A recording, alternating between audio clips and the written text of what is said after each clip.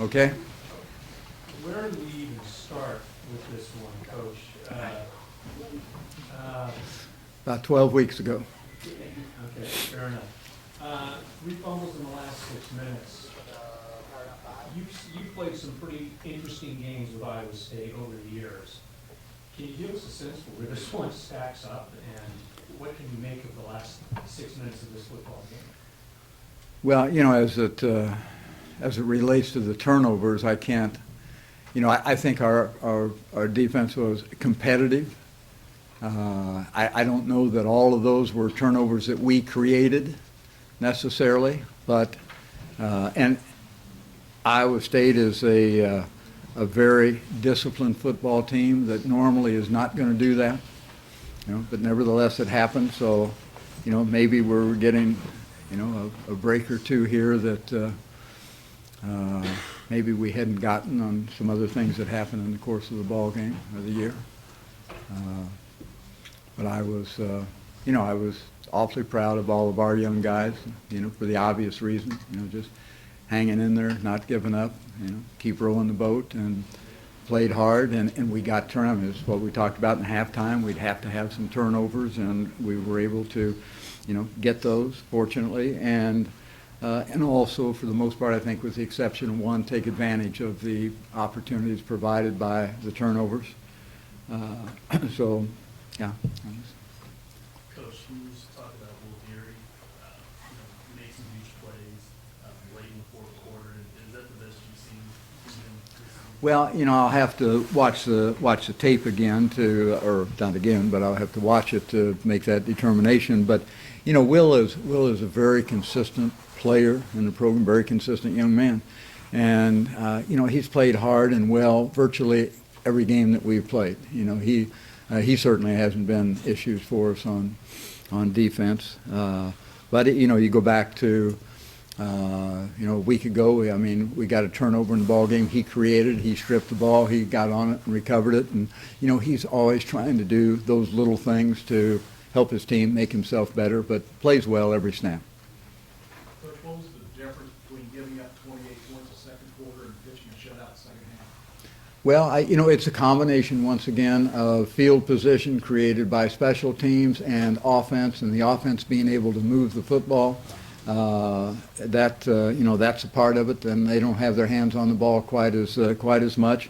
I thought we didn't give up, the extensive big plays like we did in the first half. They gave up a number of big plays that were instrumental in them getting the ball in position to be in 4-down territory, and that hurt us. So I think big plays, and I think we played inspired and created the turnovers. Turnovers were big. After all the team has been through this year, how much? I'm sorry? After all the team has been through this year, how much do you think they needed or enjoyed the result they got today? Well, they enjoyed the daylights out of it. I've told them in the locker room, I've been here for, a couple hundred years, and I have never seen, our locker room, no offense to anybody that we play, but, under the circumstances, a lot of times we always say, act like you've been there before. We didn't act like we'd been there before, but they needed that, and so it was good. They were excited about it. Coach, Jack Campbell has come a long way this year. He's made a lot of progress throughout the year. Just kind of talk about what it means for him to make such a big field goal for your team. Well, it means he's going to have to do some extra running for taking his hat off and getting us penalized. And that I admire Jack so much. I mean, and they take the 2 timeouts which they had in order to do the ritual, and he just hung in there and hit him.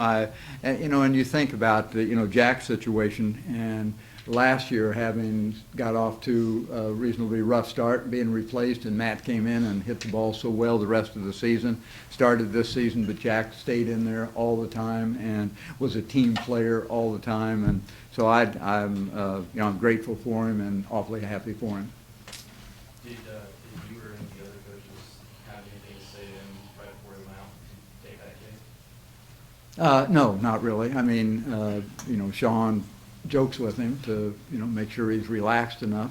Outside of that, there wasn't anything in particular. Yeah, you want them thinking about the right things, not about, what you're telling them. Coach, I was also curious about just the impact of this win, keeping bowl hopes alive, your team not giving up in the face of adversity. Well, that's what I shared with our players. I have a greater and deeper pride in, I know that's a bad word for some, but in the young people in our program, not because of the win, but because of what they overcame in order to do that. That will be meaningful for the rest of their lives. That was what was important. Is that the most improbable win that you can remember being associated with? I can't really remember coming back as significantly as we did today. It may have happened, but a lot of water under the bridge, but not in my recent recollection. There's two great offensive drives to start the second half. What clicked for the offense? Well, I think, we stayed on blocks. I think we, obviously got into the right calls, and I thought Joe did a nice job of, making some key third down throws and accurate on the vast majority of the throws that he made, elevated the passing game a little bit.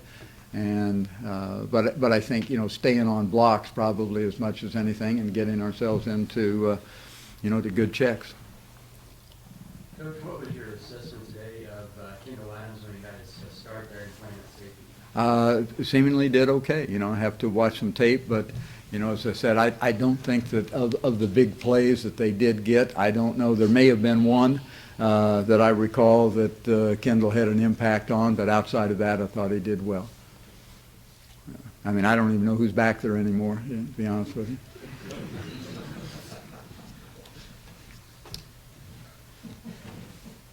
Any other questions?